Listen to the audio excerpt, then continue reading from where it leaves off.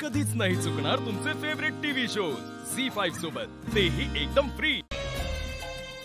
पार्वती मारुती सेमसे। जर मनाची सुंदरताच हवी असेल तर मग जगात या ब्युटी प्रोडक्ट्सचा काय फायदा? आमची कंपनी उगाच खर्च करते का या प्रोडक्ट्सवर? यावर काय म्हणणं आहे तुमचं?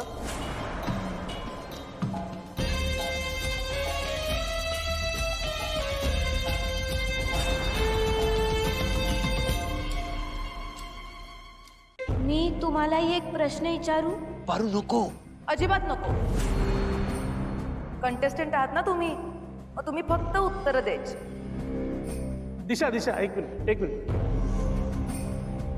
पारू, विचार प्रश्न।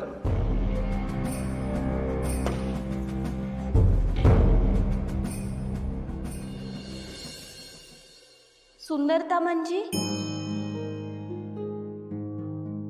खरं म्हणजे त्याची व्याख्या तूच केलीस तर बरं होईल। मला नाही माहिती।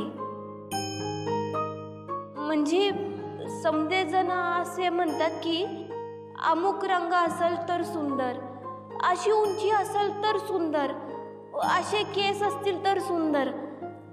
मला खरंच नाही कळतो यातलं। पण मला एक सांगा ना, जेव्हा एखादं वासरू त्याच्या आईचं म्हणजे गाईचं दूध पित असतं, तेव्हा ती गाय त्याला अदनं-मदनं गोंजारती, तेव्हा ते गाय अन वासरू ते सुंदर दिसत नाही का तुम्हाला?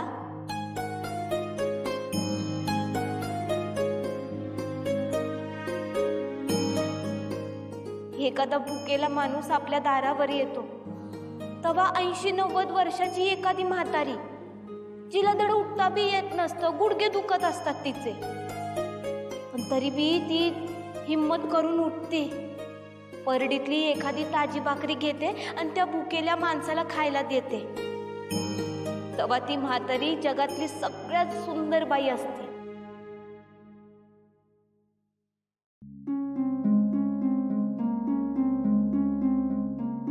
सगळं जग सुंदर आहे।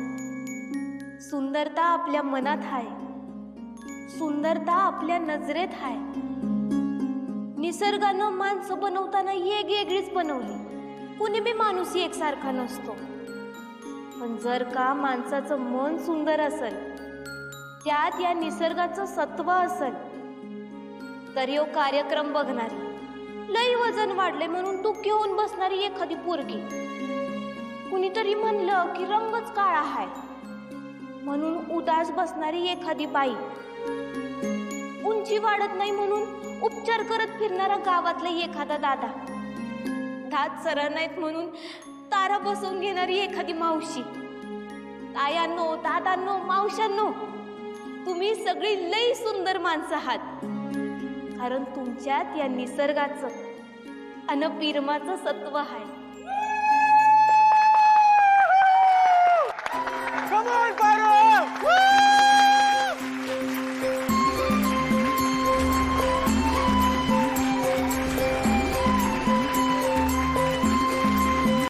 झी5 ॲप डाउनलोड करा आणि पहा सर्व एपिसोड्स एकदम फ्री।